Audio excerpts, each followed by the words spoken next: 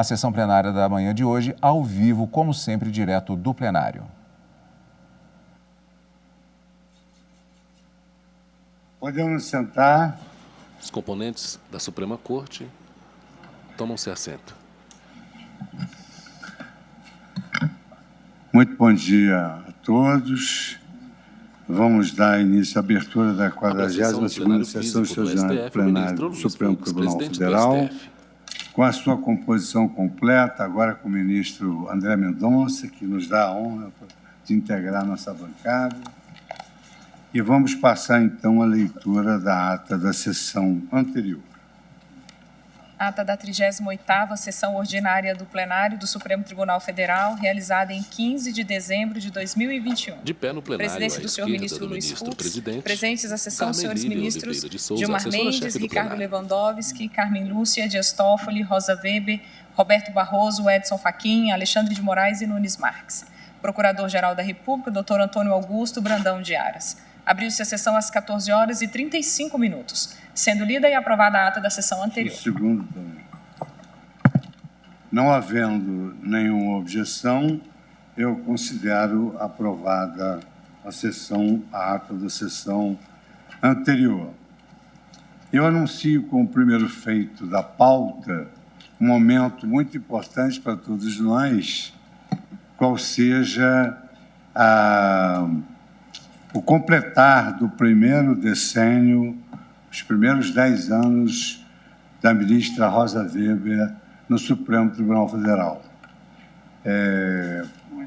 E aí, é da nossa liturgia, da nossa praxe, sempre elegemos um colega para fazer essa homenagem a Vossa Excelência, que eu sei que é uma pessoa reservada, mas isso faz parte, digamos assim, de algo que decorre da nossa afetividade, do nosso coração, do nosso sentimento de apreço, amizade e admiração por Vossa Excelência. Então, eu concedo a palavra à Sua Excelência, a nossa decana, ministra Carmen Lúcia, que vai saudar os seus 10 anos de Supremo Tribunal Federal.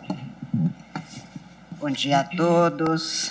Senhor presidente do Supremo Tribunal Federal, ministro Luiz Fux, senhora vice-presidente deste Supremo Tribunal Federal, ministra Rosa Weber, senhores ministros, Gilmar Mendes, que deve estar acompanhando, talvez, ministro Ricardo Lewandowski, ministro Dias Toffoli, ministro Roberto Barroso, ministro Edson Fachin, ministro Alexandre, ministro Nunes Marques, ministro André Mendonça, a quem eu tenho uma palavra especial por ser a primeira sessão a que comparece, integrando este tribunal, senhor Procurador-Geral da República, em nome de quem também cumprimento cada um dos integrantes do Ministério Público, senhores advogados, cumprimento na pessoa do Advogado-Geral da União, ministro Bruno Bianco, que aqui também está presente, senhores servidores deste tribunal.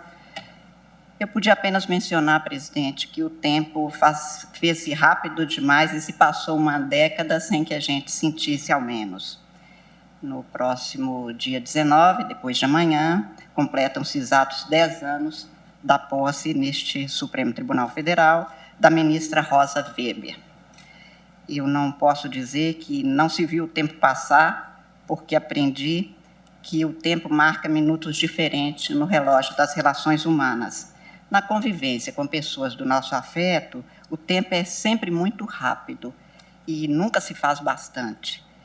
Já algumas dores e desaforos da vida fazem com que alguns instantes se tornem inclementes eternidades. Estes 10 anos foram de convivência mais que harmoniosa e afetuosa, de uma amizade sincera, profunda com a ministra Rosa Weber, e acho que digo isso por parte de todos os ministros deste Supremo Tribunal. E, portanto, nós não vimos o tempo passar pelo afeto que nos une. Ontem, presidente, eu olhava uma foto que a própria ministra Rosa me enviou, que parece uma suave apresentação de muitos momentos encadeados numa única figura. Ministra do STF. Estava Dona Zilá, mãe da ministra Rosa, a própria ministra, Mariana, sua filha querida, e Ada, sua neta, Ava, sua neta. A força da vida mostra que a existência é um fio contínuo e inestancável, que forma histórias a enriquecer toda a humanidade.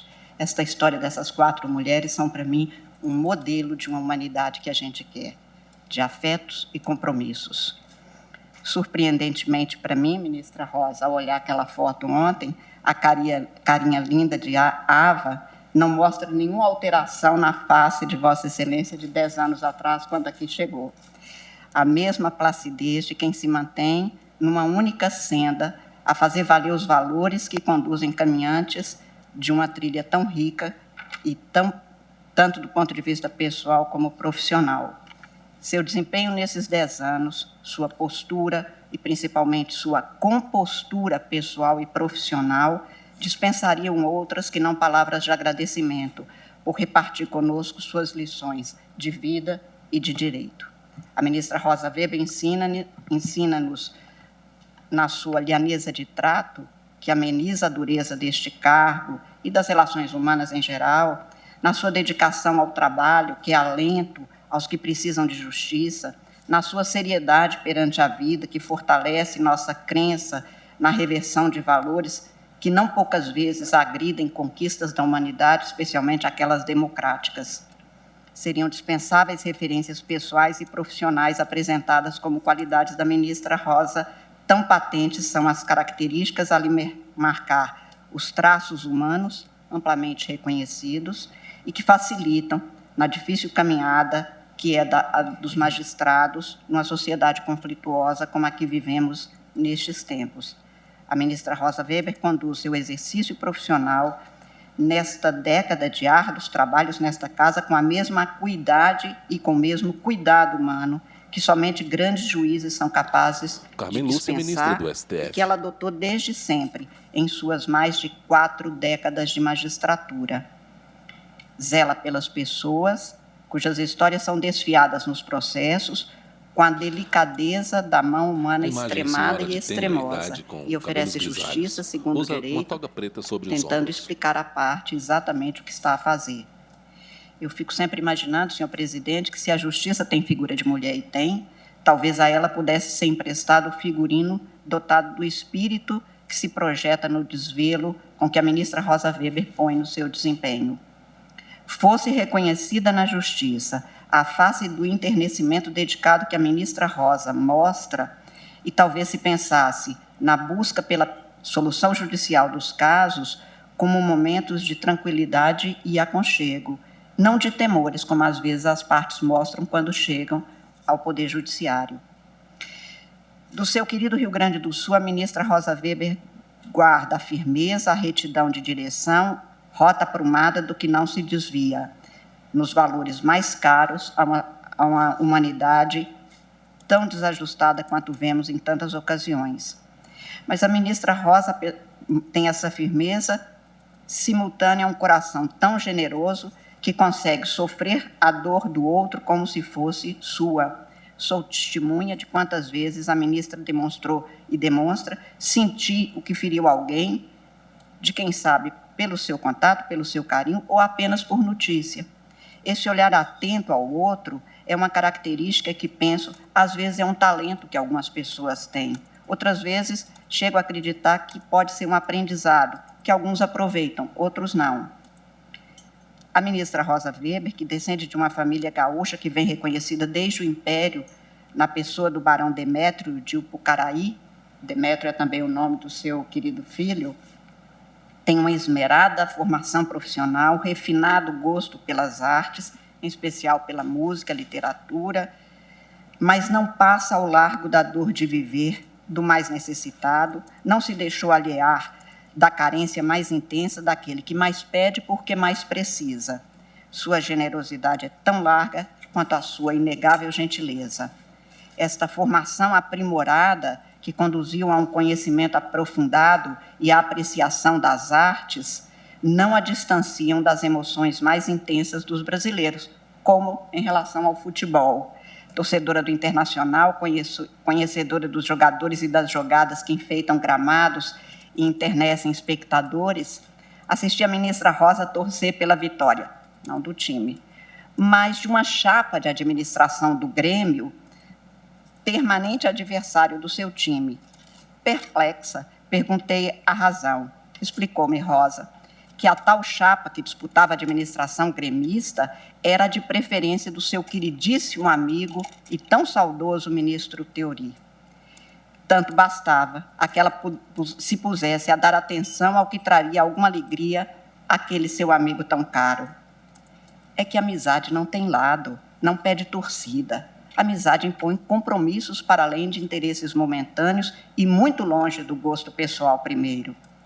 Lembrei-me da mais que repetida passagem de Guimarães Rosa, segundo o qual, amigo para mim é só isto, é a pessoa com quem a gente gosta de conversar do igual ao igual, desarmado. O de que um tira prazer só de estar próximo, só isso, quase, e os todos sacrifícios juntos. Ou, amigo é que a gente seja, mas sem precisar de saber o porquê que é.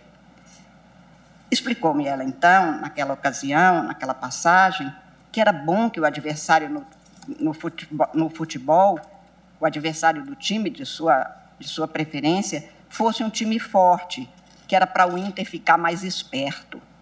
Se não esmorece, pensei. Democracia precisa de pluralidade, sem o que se perde fácil a dimensão do esmero e da busca de aperfeiçoamento institucional. A ministra Rosa Weber, seja dito, é uma democrata. E como temos precisado de afirmar princípios e enaltecer pessoas democratas em momentos de tanta carência de respeito aos valores humanos plurais mais caros da democracia, da humanidade multiplicada, do respeito ao outro como forma de dar-se ao respeito. A ministra Rosa, como lembrei, derrama generosidade em seu ladear o outro, o que explica sua vocação por uma justiça que não se afasta das circunstâncias de cada ser humano. Juíza que integrou o ramo especializado do Judiciário Trabalhista desde 1976, até vir a integrar este Supremo Tribunal, a ministra conhece e apega-se ao ser humano não por pretendê-lo perfeito, mas por sabê-lo frágil e fragilizado pelas ingratas situações socioeconômicas com que tantas vezes depara. O respeito ao homem e a compreensão de sua necessidade de trabalho domina boa parte das preocupações da ministra Rosa, o que bem demonstra a sua característica profissional de manter-se atenta ao que demandam os que acorrem ao Poder Judiciário. Podia dar-se que decorreria de sua formação e de seu exercício profissional especializado durante mais de 3 décadas como juíza da área especializada do trabalho. Engano de quem tanto concluir. É de sua compreensão sobre a fragilidade humana que adveio sua opção pela justiça do trabalho, não o inverso. Ninguém põe seriamente em dúvida a condição fundamental do trabalho para a existência digna do ser humano. Essa dimensão existencial do homem fundamenta a compreensão de direito que perfilha a ministra Rosa Weber. Não raras vezes ela expõe sua crença na necessidade de dotar o ser humano de condições para que ele possa realizar sua vocação e seus talentos e encarecer na humanidade o desenvolvimento civilizatório que lhe propicie melhores condições para bem-ser. Pelo direito, a ministra Rosa pode ser tida como devotada, realce dado à Justiça do Trabalho, que ela integrou, como lembrei há pouco, mas sempre com uma delicadeza inigualável, embora de convicções firmes e nunca negadas. Com razão, afirma a ministra Rosa Weber em seus votos memoráveis, o que traduz o princípio constitucional da dignidade humana na vida. Pois pode-se considerar respeitado o princípio da dignidade humana ao desempregado que apenas almeja a capacidade e a possibilidade do emprego? Pode-se considerar cumprido o princípio da dignidade humana para o doente que, por falta de condições, não pode trabalhar e, assim, não pode exercer autonomamente nem respeitada a sua condição de um ser liberto? Em trágico quadro de fome, a frutificar em largos campos sem plantio e sem permissão para a produção, titularizada como é muitas vezes a terra apenas como coisa guardada para valer novos dinheiros, numa sociedade em que uma esteira sob a marquise é domicílio único de tantos, em que chuvas intensas e labaredas queimam passados e futuros de gerações inteiras, é uma bênção ter no Tribunal Constitucional do país uma juíza da envergadura pessoal, intelectual, mas principalmente humana da ministra Rosa Weber. Ela não desconhece as dores do desemprego porque fez da atenção com o trabalho e do cuidado com o trabalhador a sua tarefa maior durante largo período de sua vida, porque tem tido no cuidado do outro não apenas o empenho do seu afeto, mas a compreensão da humana forma de estar com todos os que buscam justiça, num país de tantas injustiças e com tantas iniquidades a se solverem. Em sua sabatina no Senado, em 6 de dezembro de 2011, a ministra realçou a necessidade de manter-se humilde o juiz, dizendo que sua função é procurar sempre aprender. Naquela ocasião, Rosa Weber relatou lembrar-se sempre de uma costureira que, em audiência, negou-se a fazer um acordo. Argumentava que o seu desejo era apenas de que a justiça analisasse as condições de trabalho a que fora submetida. Mas narrou, então, também que não se esquecia de um empresário que morreu de infarto na sua frente por ter sido acionado por uma empregada que com ele trabalhara durante largo período. E acentuou em frase muito divulgada, então, aspas, não esqueço das Marias e dos Josés aclamarem por justiça na sala de audiências. A Rosa Weber, que aqui persiste na mesma labuta jurisdicional de 10 anos atrás, depois daquela afirmativa, não é diferente da que hoje compõe a gestão atual desta casa na condição de vice-presidente. É que o que lhe dirige são os valores de humanidade respeitosa e generosidade genuína, tendo com o outro a responsabilidade que edita e conduz suas ações pessoais e sua atuação profissional. Em seu desempenho como juíza, desembargadora do Tribunal Regional do Trabalho, presidente daquele tribunal, ministra do Tribunal Superior do Trabalho, a ministra Rosa Weber marcou posição de defensora dos direitos sociais e de minorias. Numa muito comentada decisão, conduziu o julgamento no qual o Tribunal Superior do Trabalho confirmou que uma empresa de supermercados teria de reintegrar um empregado portador de esquizofrenia por ter sido demitido sem justa causa. E afirmou, então, que é imprescindível dotar de efetividade o princípio da função social da empresa, pelo que aquela demissão sem justa causa não poderia ser validada no sistema do Estado de Direito, cujo fundamento é exatamente o princípio da dignidade humana, que ela continua adotando como princípio fundamental a ser dotado de efetividade. Para a ministra, com as transformações das relações sociais, as discriminações se voltam, aspas, também contra portadores de determinadas moléstias, dependentes químicos, homossexuais e até mesmo indivíduos que adotam estilos de vida considerados pouco saudáveis, fecho aspas. Explicou que a empresa sabia da doença daquele trabalhador, no caso a que me referi, e mesmo assim o tinha dispensado após período de licença médica para tratamento de desintoxicação. Ao analisar aquele caso, a ministra Rosa Weber concluiu que se a empresa sabia da doença do trabalhador e mesmo assim o dispensou pouco depois de um período de licença médica, é de se presumir discriminatório o despedimento do reclamante e sustentou o seu voto que conduziu o resultado do julgamento.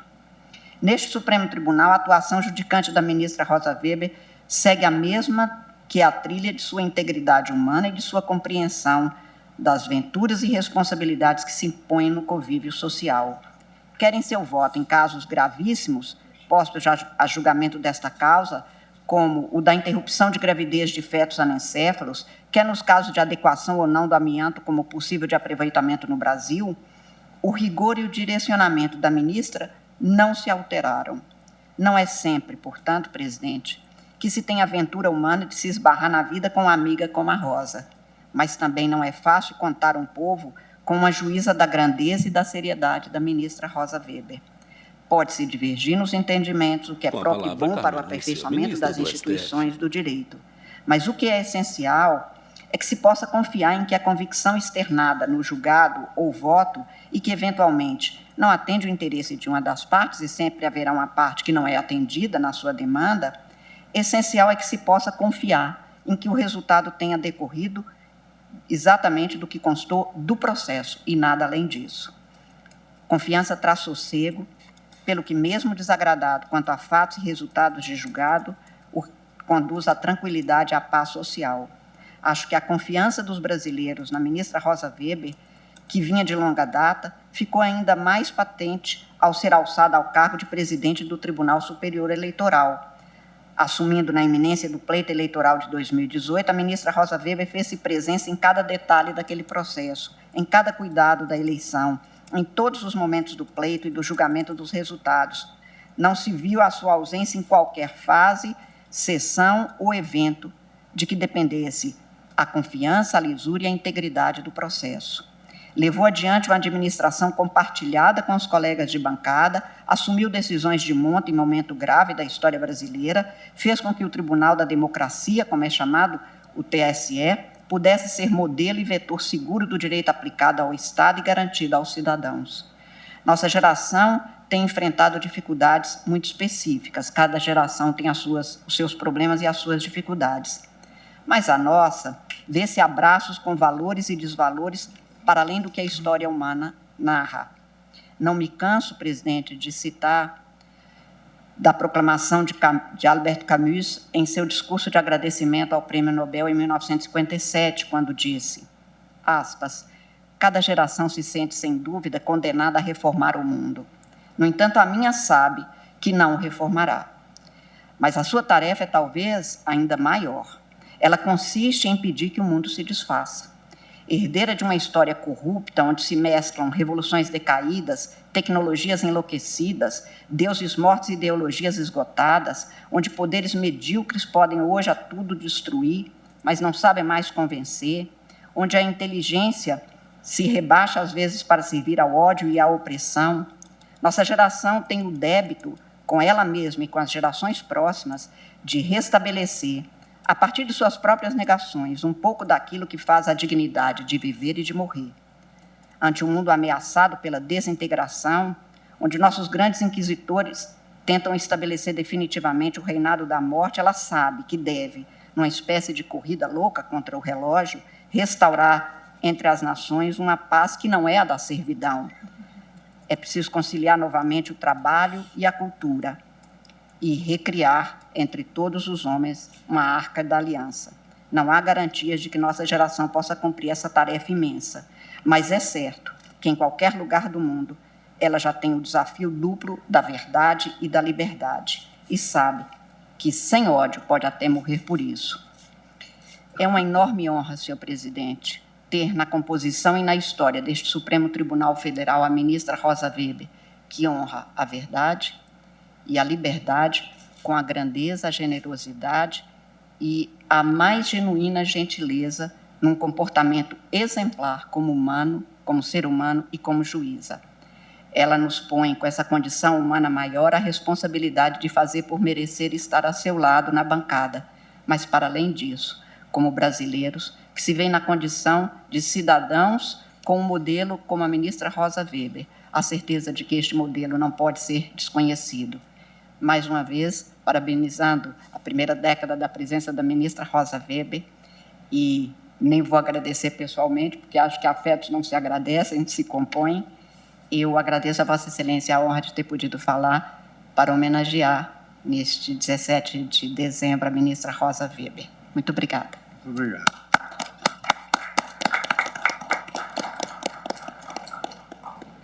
Ministros aplaudem. Concedo a palavra a Vossa Excelência, ministra Rosa Weber. Ministro presidente, Luiz, tempos fugem. E quando se mistura passagem de tempo e essa imagem ministra do tempo Rosa que é Weber, tão cara ao ser humano, STF. mas é tão cara, em especial aos gaúchos, né? Tempo imortalizado pelo Érico Veríssimo, no seu Tempo e o Vento, né? E nessa caminhada, fundo da imagem, parte né? da Se plateia. vamos a Antônio Poltronas Machado, vazias. vamos à Espanha, né? Caminhante, o caminho se faz ao caminhar, né? Passando por Mário Quintana, são os passos que fazem o caminho, e vim eu a caminhar no exercício da magistratura ao longo desses 45 anos, né? E chego aqui ao Supremo Tribunal Federal, senhor presidente, ao exercício da jurisdição constitucional, e chego aqui e já estou há 10 anos aqui, né? Um privilégio, uma honra indizíveis para mim. Não esperava recebê-la na vida, mas aqui estou, e aqui estou com todos esses colegas, né? E eu, me perdoem Ministra Carmen Lúcia, a generosidade de Vossa Excelência me deixa absolutamente sem palavras, né? E aqui estou com todos os meus ilustres pares, né? Sempre na companhia também do Ministério Público, dos nossos servidores, num momento de enorme alegria, de enorme honra, onde vejo o tempo misturado com poesia e alimentado e iluminado pela imensa generosidade das palavras que me foram dirigidas e que me deixam sem palavras suficientes ou hábeis para agradecer. Então, senhor presidente, eu apenas agradeço estar aqui e registro mais uma vez a enorme honra de estar aqui dividindo a bancada com pessoas tão especiais, com colegas tão especiais e que nos ajudam, né, a mim especialmente, no dia a dia, a ter, quem sabe, uma melhor compreensão das nossas, das lides, das controvérsias constitucionais que aqui aportam e a batalhar no sentido de ver triunfar a melhor justiça. Um agradecimento muito especial à minha querida amiga Carmen Lúcia, que foi generosa quando eu aqui cheguei e quando o ministro César Peluso, então na presidência da Corte, me entregou literalmente a Sua Excelência e continua generosa até hoje. Muitíssimo obrigada, ministra Carmen Lúcia, muitíssimo obrigada, senhor presidente, por esse momento tão especial.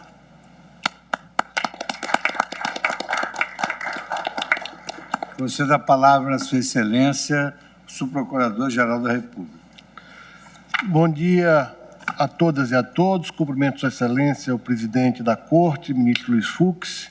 Cumprimento Sua Excelência, a vice-presidente, ministra Rosa Weber, aqui homenageada pela Corte e, no particular, pelas palavras da ministra Carmen Lúcia. Cumprimento os senhores ministros.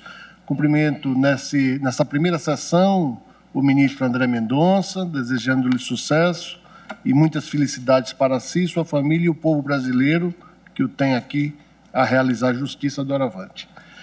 Senhor presidente, é uma alegria imensa para este representante do Ministério Público Federal se associar a todas as palavras da ministra Carmen Lúcia.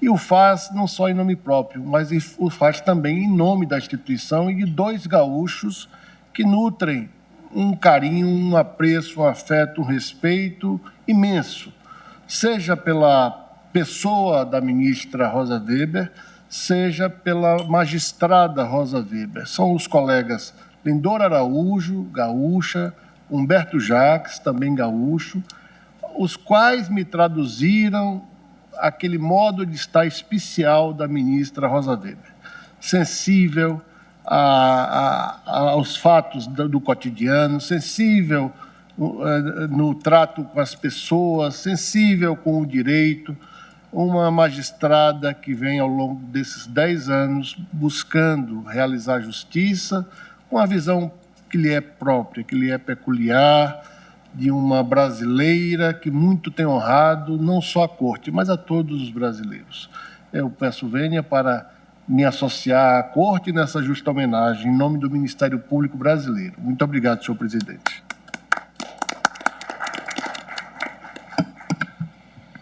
Senhoras ministras, excelentíssimos senhores ministros, excelentíssimo senhor Procurador-Geral da República, excelentíssimo senhor Advogado-Geral da União, nobres advogados e advogadas aqui presentes, representados pela doutora Eunice Carvalho, senhores servidores, senhoras servidoras do Supremo Tribunal Federal. Hoje é um dia de prestação de contas e também de levar uma mensagem do Judiciário em relação a esse primeiro ciclo que eu completei de um ano no exercício da presidência. Peço, então, licença a todos para que possa ler aqui a minha prestação de contas e a minha mensagem de fim de ano. Não te deixes destruir. O ministro consulta alguns papéis. Ajuntando novas pedras e construindo novos poemas, recria tua vida. Sempre, sempre. Remove pedras e planta roseiras. Recomeça. Sob a inspiração da poetisa goiana Cora Coralina, é chegada a hora de despedirmos de mais um ciclo.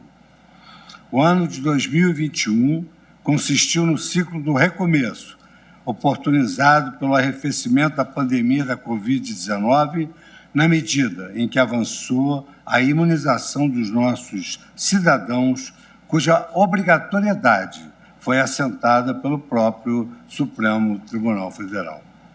Ao mesmo tempo, este ciclo do recomeço nos fez assimilar que o mundo pós-pandêmico será sempre distinto do mundo que outrora vivemos até 2019. O real é sempre fruto da mudança, como resumido nas palavras gregas pantarrei, que significa tudo flui. Com muita resiliência, senso de adaptabilidade e capacidade inventiva, hoje estamos a construir a era do mundo híbrido, em que as vidas digital e presencial ora se alternam, ora se mesclam, mas sempre estão a se complementar. Nesse feixe de novas possibilidades, é imensa a nossa alegria por podermos voltar com prudência ao nosso convívio pessoal, mesmo que os nossos sorrisos ainda precisem estar escondidos por trás das nossas máscaras. A despeito disso, nunca é demais relembrar que a pandemia ainda não chegou ao fim. Em respeito às vidas ceifadas de nossos pais, avós, filhos, amigos, e aqui com a presença de Dr. Eunice, meu querido, estimado amigo Hamilton Carvalho e demais concidadãos, devemos seguir todas as recomendações técnicas para evitar maiores perdas. No segundo ano da pandemia, este Supremo Tribunal Federal novamente priorizou processos que visavam salvar vidas e garantir a saúde dos brasileiros, sempre valorizando a ciência e rechaçando o negacionismo. Também priorizamos casos que velassem pela segurança jurídica na economia, na educação e nas relações de contrato e de trabalho, contribuindo para que os brasileiros tivessem um ambiente de previsibilidade mínima para retomarem ou reconstruírem os seus projetos de vida. Ao longo do último ano, esta Suprema Corte e o Poder Judiciário como um todo também enfrentaram ameaças retóricas que foram combatidas com a união e a coesão dos seus ministros, e ameaças reais, enfrentadas com posições firmes e decisões corajosas desta Corte. Os ministros tiveram sensibilidade e sensatez para colocar a defesa das instituições e da democracia brasileira à frente de quaisquer outros objetivos.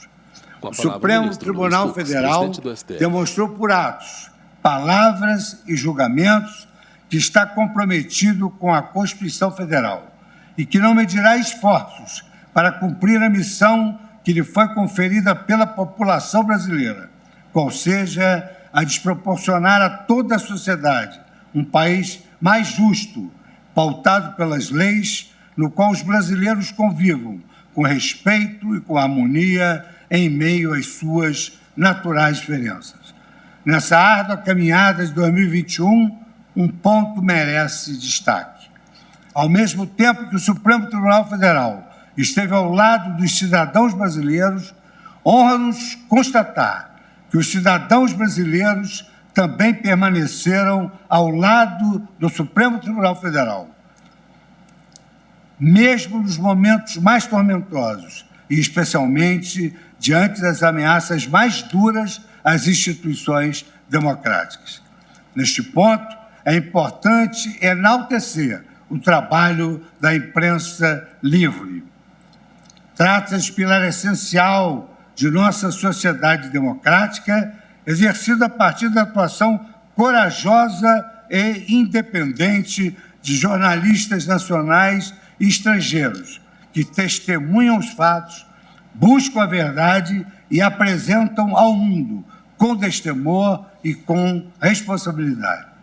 Por este motivo, ao final deste ciclo, temos muito a comemorar. Após um ano desafiador, a democracia venceu, pois convenceu os brasileiros de sua importância para o exercício de nossas liberdades e de nossas igualdades. No mesmo tom, o Supremo Tribunal Federal se manteve altivo e firme na defesa da Constituição e das instituições democráticas. Não é demais lembrar, todavia, que esta Suprema Corte seguirá sempre atenta às necessidades do Brasil neste próximo ano, estando pronta para agir e para reagir, quando preciso for, sempre respeitando e fazendo respeitar as leis e a Constituição. Por conseguinte, fazem-se necessárias algumas palavras sobre como, mesmo diante de um ciclo desafiador, esta Suprema Corte foi capaz de ampliar sua prestação jurisdicional e de aperfeiçoar significativamente suas atividades administrativas e jurisdicionais. Ministro pausa a fala e bebe água. No afã de prestar contas à sociedade e prestigiar o valioso trabalho desenvolvido pelos meus pares e por todo o corpo técnico do Supremo Tribunal Federal, passo a expor brevemente uma coletânea dos principais avanços jurisdicionais e administrativos do Supremo Tribunal Federal no ano de 2021. No âmbito jurisdicional, os números demonstram que esta Suprema Corte não parou. Com amparo no plenário virtual e nas ferramentas digitais, conquistamos marcas muito expressivas.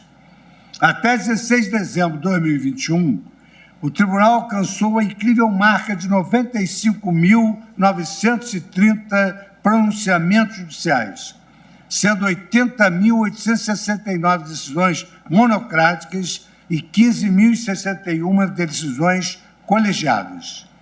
A primeira turma julgou presencialmente, por videoconferência, 91 processos e, em sessões virtuais, deliberou 5.798 processos. Por sua vez, a segunda turma julgou presencialmente, por videoconferência, 72 processos. Em sessões virtuais, julgou 4.378 processos. Este plenário julgou presencialmente, por videoconferência, 55 processos e, em sessões virtuais, deliberou sobre 4.787 processos. Neste ano, foram incluídos 76 temas sobre repercussão geral, um momento expressivo que revela o sucesso da integração realizada pelo Supremo Tribunal Federal com os tribunais e as turmas recursais do país, que foram responsáveis pela indicação de 28 desse total de 76 temas. Um outro dado é revelador do sucesso da gestão de precedentes da Corte.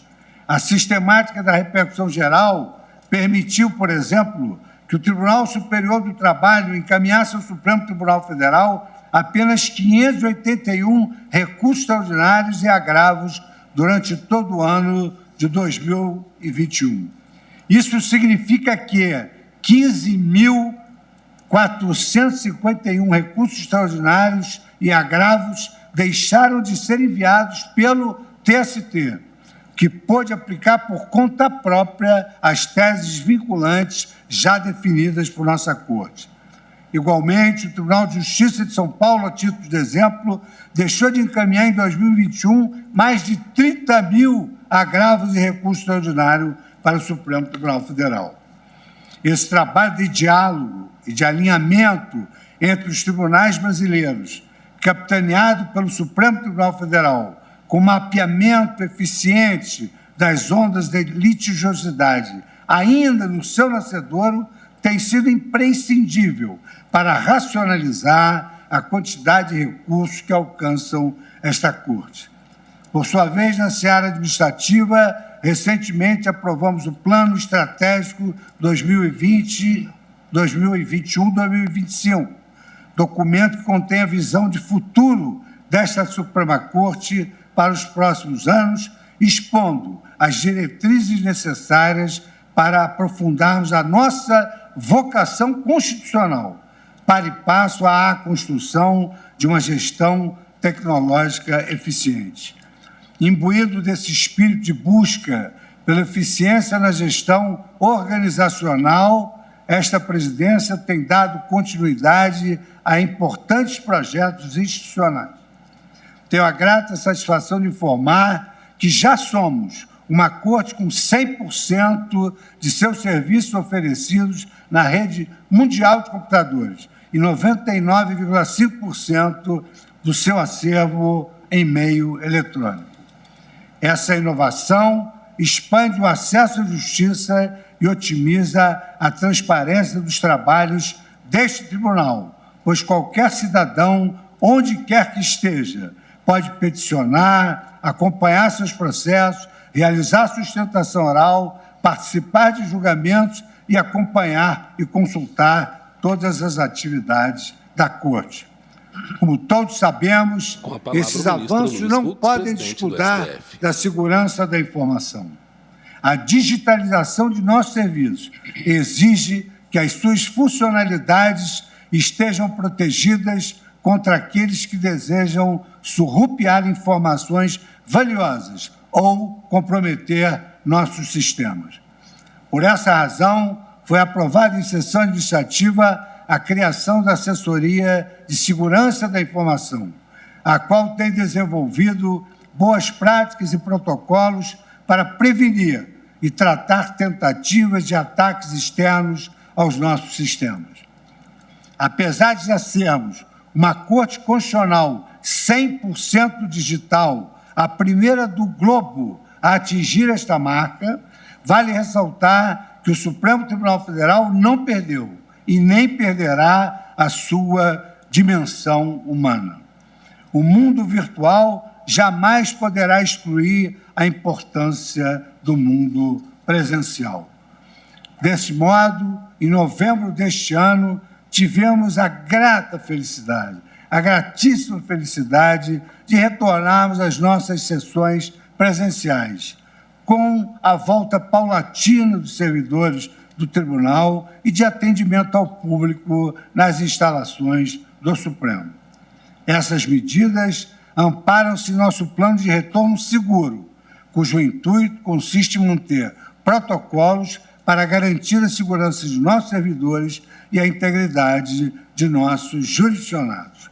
Esse conjunto de diretrizes contempla ainda o novo modelo de gestão do Supremo Tribunal Federal. Fruto de pesquisa sobre as melhores práticas adotadas por instituições públicas e privadas no Brasil e no mundo, além dos insights oriundos da cooperação com a Universidade de Oxford, o novel modelo de gestão implementa uma sistemática de trabalho tripartite, composta de trabalho presencial, híbrido e remoto. Ademais, introduzir um modelo de gestão por resultados foi trocado por uma evolução do antigo modelo de gestão por tarefas, trazendo ferramentas de gerenciamento estratégico para as unidades do Tribunal.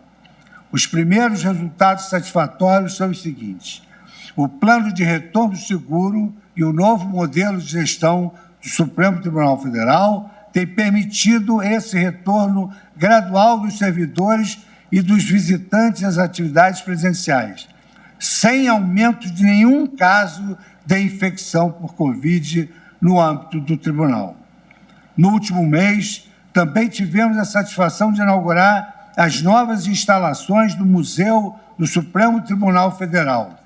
Trata-se de projeto inicialmente aprovado pelo plenário desta Corte em 2019, ainda sob a competente presidência do eminente ministro Dias Toffoli, e fruto de proveitosa parceria firmada entre o Supremo Tribunal Federal, a Ordem dos Advogados do Brasil, a Associação dos Magistrados Brasileiros, além do indispensável auxílio financeiro institucional do Banco Regional de Brasília.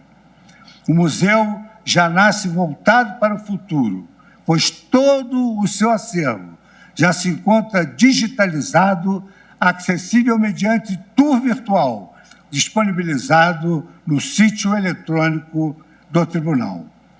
Na seara acadêmica, empreendemos grandes esforços para avançar a pauta da internacionalização da jurisprudência do Supremo Tribunal Federal.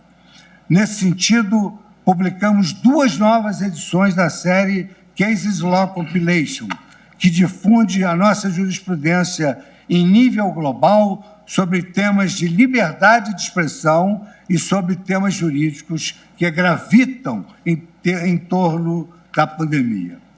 Além disso, o Supremo Tribunal Federal tem se mantido firme com seu compromisso de alcançar ao Plano Global de Desenvolvimento traçado pela Agenda 2030 da ONU. Recentemente, em visita oficial à Organização das Nações Unidas, o seu secretário-geral, Antônio Guterres, elogiou e reconheceu a importância do trabalho desenvolvido pelo Supremo Tribunal Federal, convidando o Tribunal a reportar esse modelo piloto de implementação da Agenda 2030 a outras Cortes Supremas do mundo. Senhores ministros, passo agora uma rápida prestação de contas também do CNJ, que é órgão presidido pelo presidente do Supremo Tribunal Federal. O CNJ nos criou o Observatório de Direitos Humanos do Poder Judiciário. E nesse observatório, nós tivemos algumas iniciativas a saber: a criação de cotas para pessoas negras nos concursos públicos de cartório, a ampliação da cota racial de 20% para 30% das vagas em estágio no Judiciário, o monitoramento do direito das pessoas LGBTQIA+, estando em desenvolvimento um formulário de avaliação de risco dessa comunidade. Ainda no Observatório de Direitos Humanos, criamos métodos de fortalecimento dos direitos dos índios com a criação da rede de altos estudos em direitos indígenas. Criamos o Centro Especializado de Atenção às Vítimas em Geral, as orientações em relação aos despejos coletivos durante a pandemia do novo coronavírus, seguindo a decisão do eminente ministro Luiz Roberto Barroso, a edição de normativo para a instituição do Programa de Reflexão e Responsabilização dos Agressores de Violência Doméstica e Familiar nos tribunais. Na referida missão do Observatório, o Conselho Nacional de Justiça assinou um memorando de entendimento firmado entre o Conselho Nacional de Justiça e a Comissão Interamericana de Direitos Humanos, consolidando o compromisso da justiça brasileira com a Corte no sentido de cumprimento de suas decisões. E, para isso, foi criada a Unidade de Monitoramento e Fiscalização das Decisões e Deliberações da Corte Internacional de Direitos Humanos. Outra prioridade da nossa gestão foi o reforço da política judiciária de enfrentamento à violência contra a mulher, com diversas ações, o destaque para o Protocolo Integrado de Prevenção e Medidas de Segurança voltado ao enfrentamento à violência doméstica e o Protocolo para Julgamento com Perspectiva de Gênero.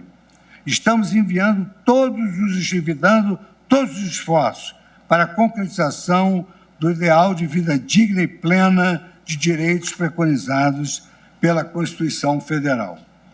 Neste ponto também vale destacar a campanha Sinal Vermelho contra a Violência Doméstica, promovida pelo Conselho Nacional de Justiça em parceria com a Associação dos Magistrados Brasileiros. a iniciativa se alinha à política judiciária nacional de enfrentamento da política de violência e de enfrentamento à violência doméstica. Na temática da proteção dos direitos humanos, temos avançado com os nossos compromissos através do programa Fazendo Justiça, que vai impedir que os presos permaneçam nos presídios mais tempo do que o necessário, além de biometrizá-los, para que tenham toda a identificação necessária para a sua reabilitação social. E o fizemos em parceria entre o CNJ, o Programa Nacional para o Desenvolvimento das Nações Unidas e o Ministério Público da Segurança Pública. Criamos um Banco Nacional de Medidas Penais e prisões exatamente para monitorar esse tempo de custódia e o sistema eletrônico de execução unificada. Criamos um grupo de trabalho também para especializar a justiça criminal no tocante ao reconhecimento pessoal como prova para condenação penal, na medida em que verificou-se que o reconhecimento pessoal estava sendo realizado de maneira irregular, levando, às vezes, à prisão pessoas que eram apenas parecidas com os criminosos, mas que passavam ali algum tempo até serem liberadas do ambiente carcerário. Criamos um observatório de meio ambiente do Poder Judiciário. É o único Poder Judiciário no mundo que tem um observatório de meio ambiente, com uma plataforma que nos indica onde há violações ao meio ambiente, onde tramitam mais ações relativas às violações ao meio ambiente e também os predadores do meio ambiente, através de uma plataforma digital também, sempre, evidentemente, respeitada a Lei Geral de Proteção de Dados. Criamos a política de sustentabilidade no âmbito do Poder Judiciário, baseado na Agenda 2030 das Nações Unidas, uma visão macro que inclui a política de governança e contratações públicas, contemplando os 4 pilares da sustentabilidade: ambiental, econômica, social e cultural. Logo em seguida, no mês de agosto, o Conselho Nacional de Justiça instituiu o Prêmio Juízo Verde, que reconhece medidas inovadoras, tanto de caráter tecnológico, como as que aprimoram a gestão de acervos patrimoniais e de recursos humanos e incentivos de medidas resolutivas para atender aos desígnios do Observatório do Meio Ambiente. No eixo 2 da nossa gestão, que tem como foco a garantia da segurança jurídica conducente à otimização do ambiente de negócios, nós promovemos melhorias no âmbito dos processos de recuperação judicial e de falência, consistentes na adoção de estratégias e ferramentas destinadas a qualificar a busca e o bloqueio e a alienação de ativos. E, para isso, criamos uma plataforma própria, que é o Sistema de Busca de Ativos e Recuperação de Crédito, SISBAJUDE, que aperfeiçoou o Bacenjude através de diversas medidas que constam das resoluções. No eixo 3 da nossa gestão, que se baseia no compromisso com uma administração proba e íntegra, o cerne desse eixo foi desenvolvido a implementar novas metodologias e ferramentas voltadas ao fortalecimento da atuação da justiça na prevenção do combate à corrupção, à lavagem de dinheiro e à criminalidade organizada, bem como ao estímulo ao desenvolvimento de programas destinados à recuperação célere e eficiente de ativos. Voltando para o nosso poder, criamos um sistema de integridade no âmbito do Poder Judiciário, criando, através de resoluções, medidas em que os tribunais vão adotar compliance no âmbito dos próprios tribunais. Criamos um sistema denominado de SNIPER, que é o Sistema Nacional de Pesquisa Patrimonial e Recuperação de Ativos. Fazemos um monitoramento não só para encontrar bens destinados à recuperação dos ativos decorrentes de ilícitos, mas também a recuperação de ativos que permitam o sucesso das ações que demandam a apreensão patrimonial. Com relação à justiça digital, nós criamos vários programas como a plataforma digital do Poder Judiciário, o juízo 100% digital, o Núcleo Justiça 4.0 e uma plataforma Sinasp, que é de inteligência artificial no já Sistema Nacional de Pesquisa Patrimonial e Recuperação de Ativos. Eu gostaria aqui de destacar, para não continuar uma leitura densa, que nós criamos dentro desse programa digital a figura do balcão virtual. E essa figura do balcão virtual tem sido, digamos assim, adotada por várias instituições, em que a pessoa apenas, pelo meio virtual, ela pede a consulta do seu processo, do seu procedimento, é atendida pelo meio virtual e, sem necessidade de se deslocar, tem a informação imediata. Mas, como estamos na era digital e na era do hackeamento, também erigimos o Comitê de Segurança Cibernética do Poder Judiciário. Voltamos também o nosso trabalho para o fortalecimento dos precedentes que têm exatamente evitado a chegada de recurso extraordinário e de agravos regimentais. E, nesse sentido, nós promovemos a equidade entre os diversos ramos do Poder Judiciário para estabelecer esse regime de cumprimento dos precedentes judiciais, que nos tem auxiliado na origem, porque os tribunais fazem imediatamente sobrestamento dos processos. E aqui, com a diminuição do nosso acervo. Por fim, para fecharmos o ano, eu tenho a satisfação de anunciar o lançamento de 2 publicações na data de hoje. A primeira delas é o 2º número da Revista Suprema, Revista de Estudos Constitucionais do Supremo Tribunal Federal, que dessa vez veicula, além dos artigos em fluxo contínuo de editoração, trabalhos relacionados à atuação de instituições no enfrentamento da pandemia da Covid-19. Nesse 2º número, a Revista Suprema também conta com uma notável entrevista do constitucionalista professor José Afonso da Silva, a cuja gentileza honradamente agradecemos.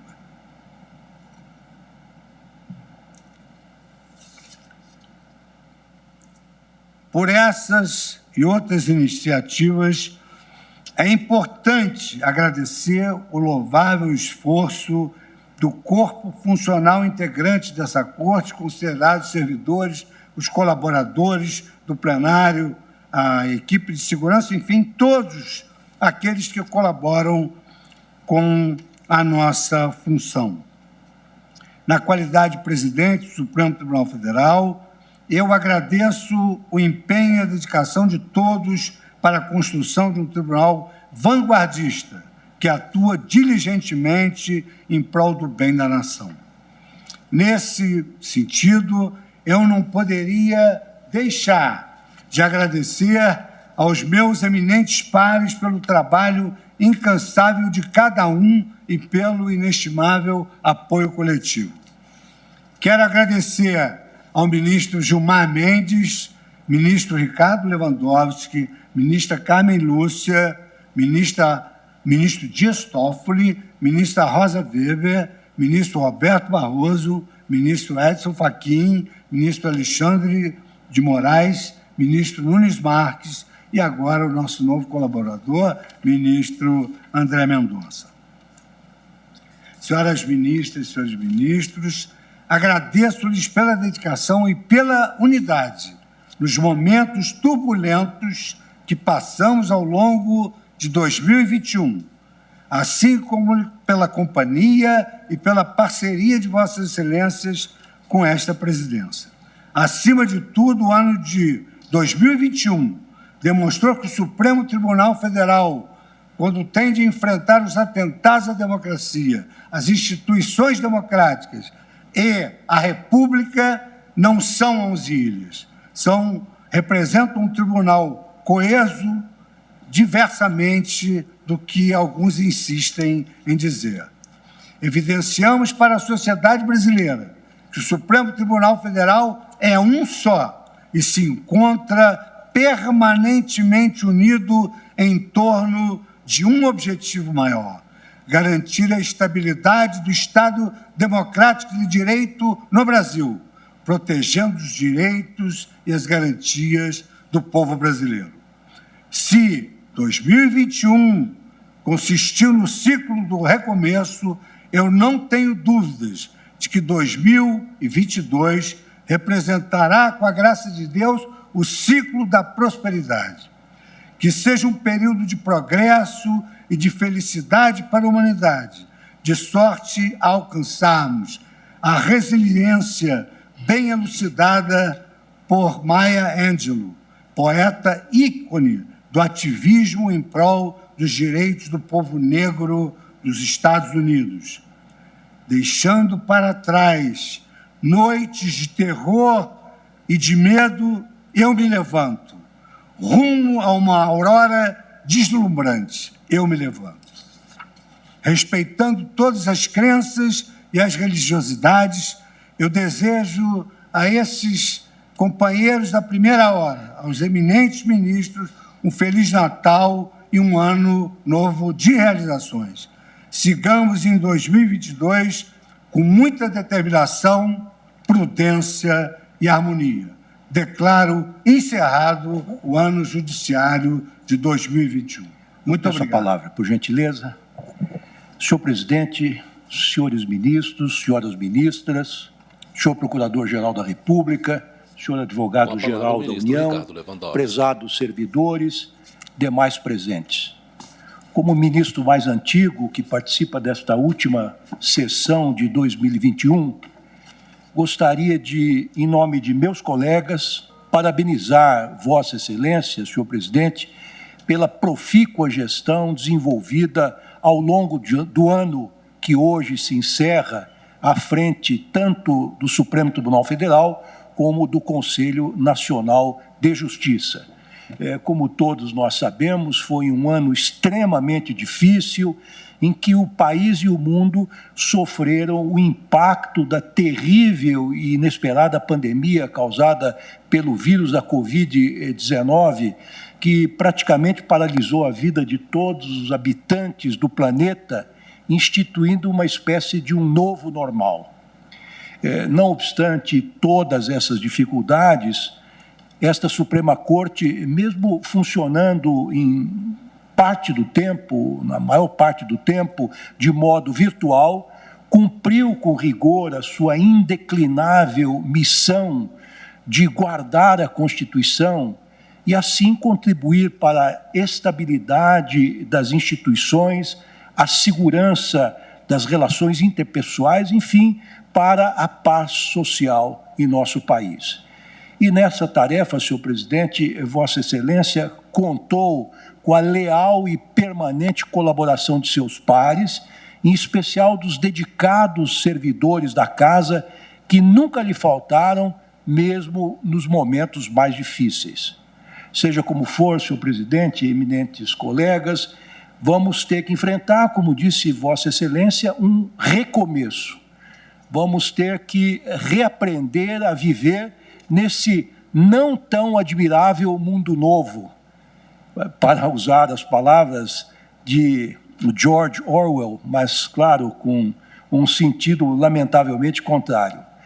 Nesse ano que ora se inicia, além das dificuldades postas pela pandemia, que ainda não foi inteiramente debelada, teremos eleições gerais no país que se anunciam bastante disputadas, felizmente, e que felizmente serão coordenadas pela mão firme, em primeiro momento, do ministro Edson Fachin, depois de nosso ministro Alexandre de Moraes.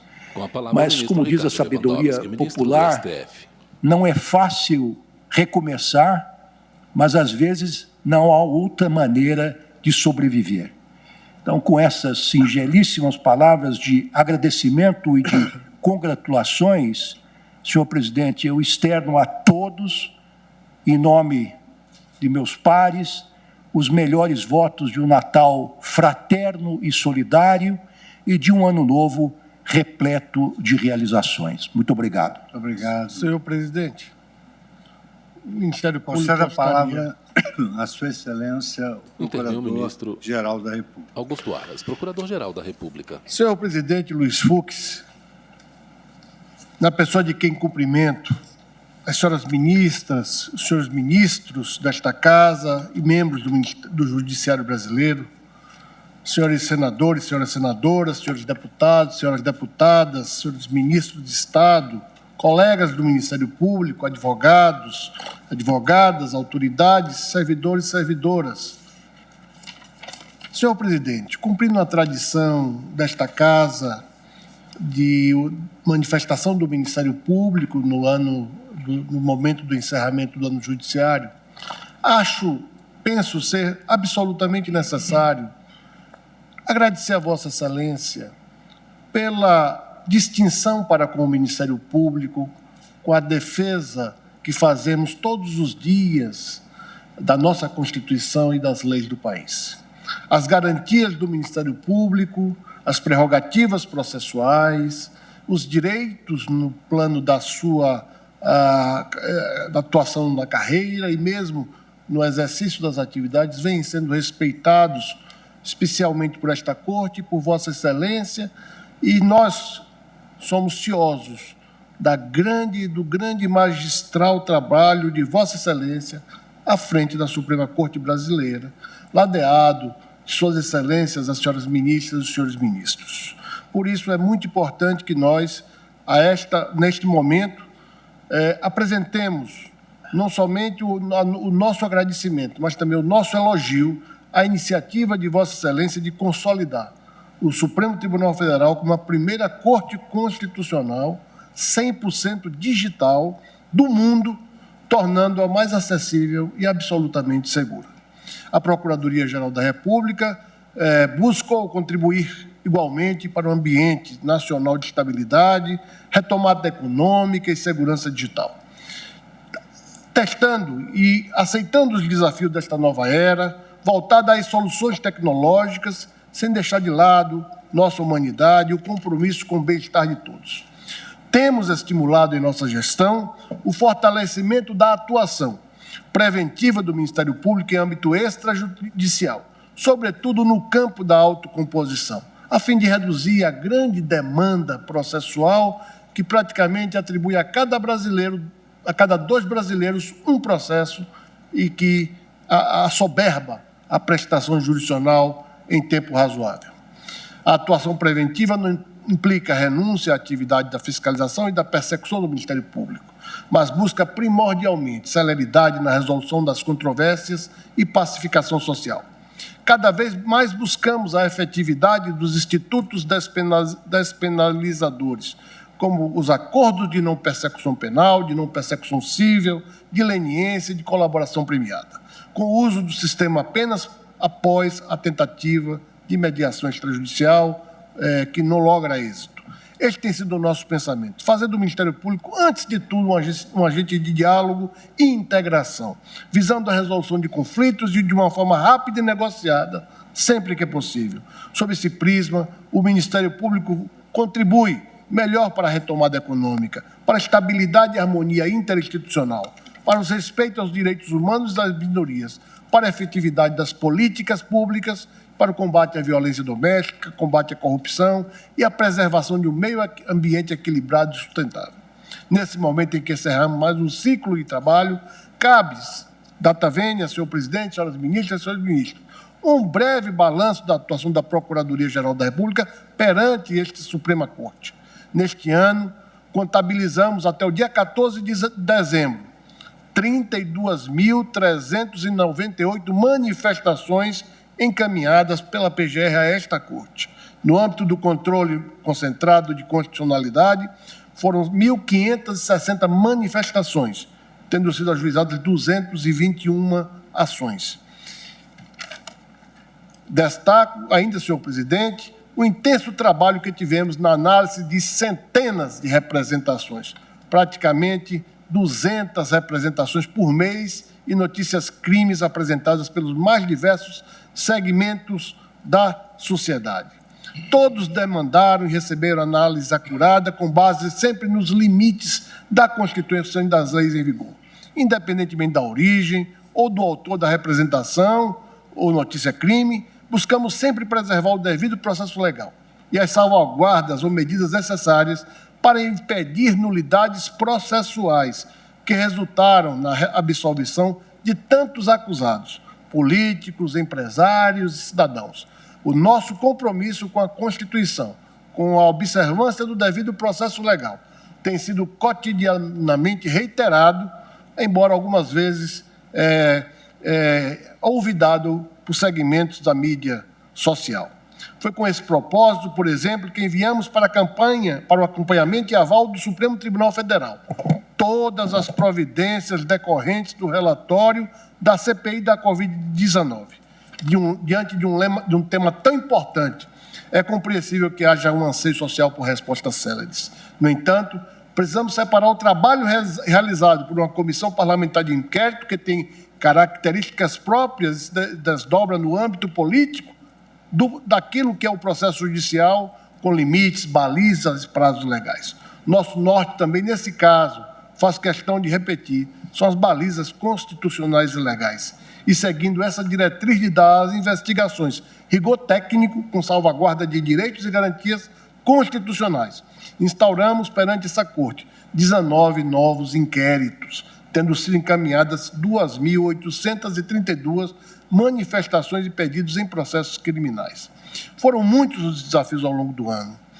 Nesse ano, foram quase 32 mil processos encaminhados por esse Supremo Tribunal Federal para a manifestação da Procuradoria-Geral nas mais diversas frentes, o que faz dessa Suprema Corte a maior do mundo em produção e que obriga também a Procuradoria-Geral da República a andar lado a lado, respondendo à demanda da sociedade brasileira, que tem confiado no seu sistema de justiça, comandado pelo Supremo Tribunal Federal. Temos emprestado a maior celeridade possível no exame de todos os casos que nos chegam, tendo reduzido o patamar de nossos acervos a níveis mínimos e inéditos. Por isso, os dados que apresentamos aqui já fazem parte daquilo que é o engajamento dos membros e servidores do Ministério Público na prestação de serviços aos jurisdicionados. Temos meta de assegurar resultados cada vez mais efetivos e céleres, que redundem em pacificação social e desenvolvimento socioeconômico sustentável para a nação. Pacificação social, senhor presidente, senhoras e senhores ministros, que necessita de maior incentivo à educação política e à participação da sociedade civil. O engajamento social é característica das democracias liberais mais estáveis do planeta. O Índice de Democracia de 2019, da publicação The Economist, classifica o Brasil e mais de uma centena de países, medindo os graus da sua efetividade. E, dentre os itens medidos, o Brasil é tido como uma democracia falha no que toca à cultura da política. E é aquele em que obtivemos a menor nota. Nos demais itens, nós temos uma pontuação em torno de 6 a 7 no ranking das nações mais civilizadas. Mas isso se deve ao respeito à nossa justiça eleitoral também e à Suprema Corte, que, em última análise, conhece das grandes questões eleitorais constitucionais. E nós temos que prestigiar a educação política. Não é à toa, senhor presidente, senhores ministros e ministras, que as fundações dos partidos políticos são obrigatórias e recebem verbas públicas para que formemos novos quadros esses que hão de permear a classe dirigente do país a partir de um ambiente democrático sadio, pleno e que cada dia mais em evolução, se auto-retificando nos seus vícios e aprimorando as suas virtudes. Cumpre não só ao Estado e à família educar, mas também à sociedade civil, pelos meios de comunicação social.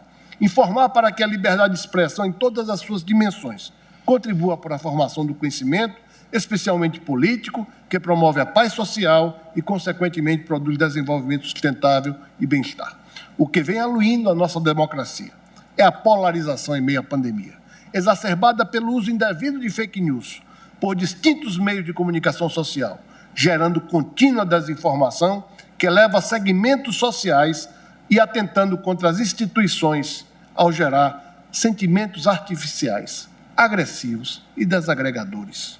Em 2021, esta Suprema Corte combateu as fake news e o Congresso Nacional, na CPI da fake news, apurou os efeitos nocivos à democracia por meio deste fenômeno das fake news e que tem como maior lesão, maior dano à democracia, macular a verdade e, consequentemente, a memória, que são atributos de um Estado de Direito que se dirige a assegurar segurança jurídica, a preservar a segurança jurídica. Senhor presidente, também é importante dizer a Vossa Excelência que no CNMP, em breve síntese, nós caminhamos com um programa, embora idealizado por este modesto Procurador-Geral e desenvolvido no último ano, haverá de ser permanente no CNMP para o Ministério Público Brasileiro e, quiçá, para todo o sistema de justiça. O programa Respeito e Diversidade. Um programa que visa a preservar a tolerância religiosa, a tolerância de etnias, a tolerância e respeito à divergência política em todas as suas dimensões. Esse programa vem sendo extremamente útil para pacificar, no campo das ideias, o debate que deve ser feito exatamente na institucionalidade e não nos campos dos opostos que aluem a busca pelo consenso social inerente ao nosso regime democrático de direito. Também, no plano do CNMP, atuamos pela via da Comissão de Saúde, com a conselheira Sandra Krieger, no enfrentamento à Covid. Tivemos uma grande atuação com 150 membros do Ministério Público em todo o Brasil, focalizando os grandes problemas. E, com isso, nós também demos a nossa contribuição junto a essa Suprema Corte, a toda a justiça brasileira, no que toca ao grande problema que ainda está em curso e que acreditamos que, com a bondade divina, haveremos de superar. É assim que, em busca do aprimoramento dos membros do Ministério Público, também, através da Escola Superior do Ministério Público, criamos o curso de deontologia do Ministério Público, para renovarmos os compromissos, os deveres, as responsabilidades, instar os colegas de todas as idades, de todos os tempos, ao respeito à Constituição e às leis do país, o respeito ao humanismo, à compreensão de que somos todos servidores de cada cidadão e a prestação, seja ministerial, seja jurisdicional, é um direito sagrado de cada um de nós. Também, finalmente, no CNMP, quero registrar o quanto a Comissão de Segurança Pública atuou junto ao PGR e com essa Suprema Corte. Sabe o ministro Alexandre de Moraes o quanto nós juntos trabalhamos para que o Brasil, em 2021, tivesse os focos de violência previstos, identificados, mitigados, reduzidos e até anulados, para que a nossa democracia esteja aqui, pujante e, acima de tudo, respeitosa das instituições permanentes que se manifestam e são a verdadeira prova de que a nossa democracia está no caminho certo quando respeitamos as divergências, respeitamos as diferenças e caminhamos em busca de um Brasil melhor. Com espírito renovado, de esperanças em um 2022 mais próspero e feliz, encerramos no Ministério Público, como sempre fazemos ao lado da Suprema Corte, esse ano judiciário, reafirmando que este convívio respeitoso, harmônico, de uma unidade que envolve a própria nação, que é a prestação de justiça, tem sido a nossa busca incessante. Senhor presidente, senhoras ministras, senhores ministros, senhores advogados, servidores, servidoras, esse é um ano em que encerramos juntos, Vossa Excelência na presidência e eu da PGR. No passado, o ministro Dias Toffoli. No futuro próximo, quiçá, a ministra Rosa Weber, e assim a vida se realiza. É o tempo de Deus que faz com que nós todos nos dirijamos ao cumprimento do sagrado dever de servir. Eu vim para servir e não para ser servido.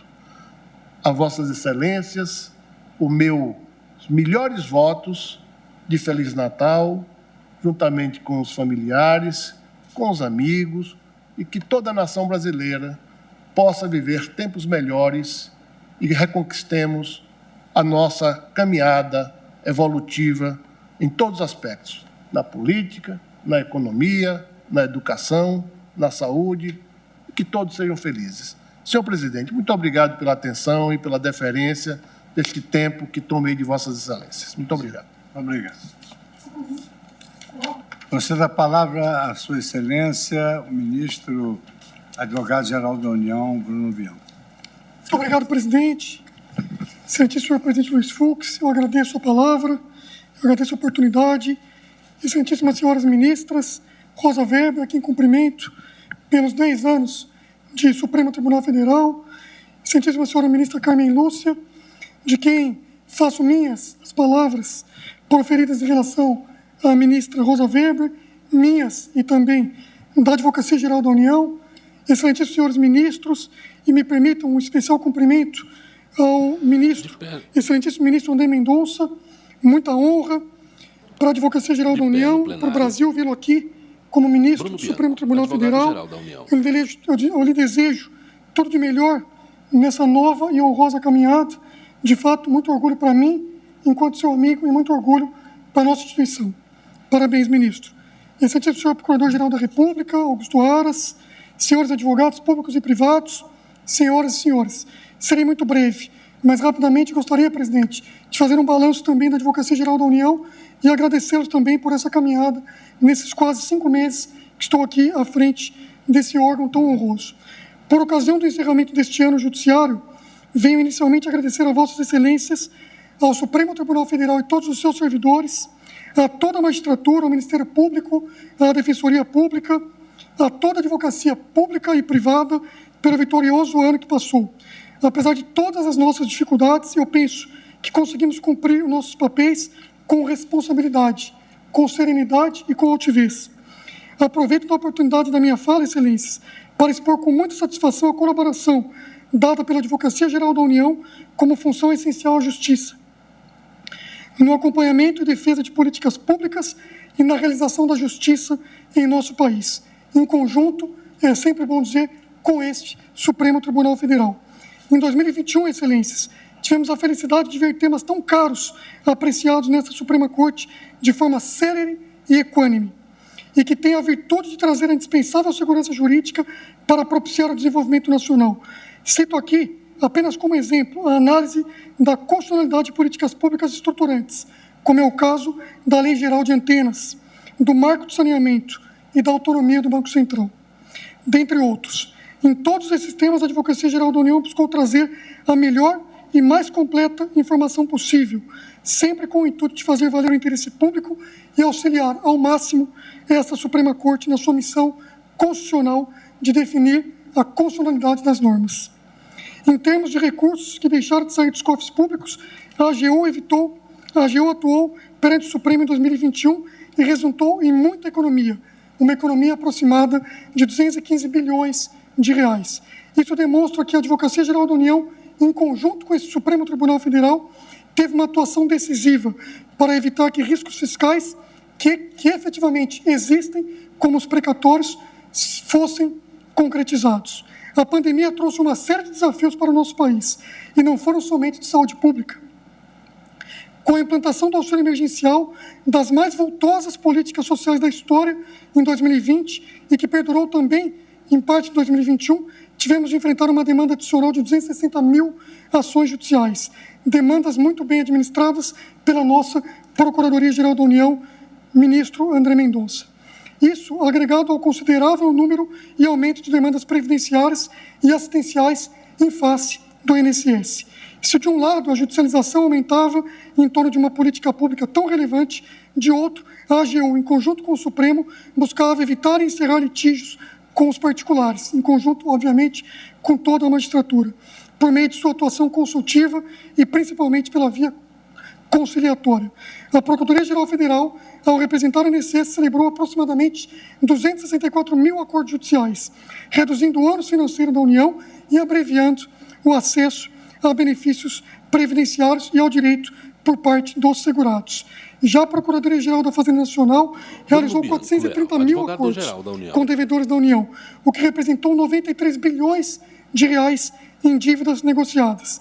São execuções fiscais que deixaram de ser propostas ou que foram imediatamente arquivadas.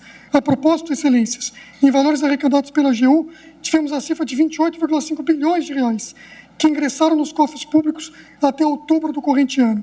São recursos que terminaram por financiar mais políticas públicas e mais políticas para a sociedade e para os brasileiros.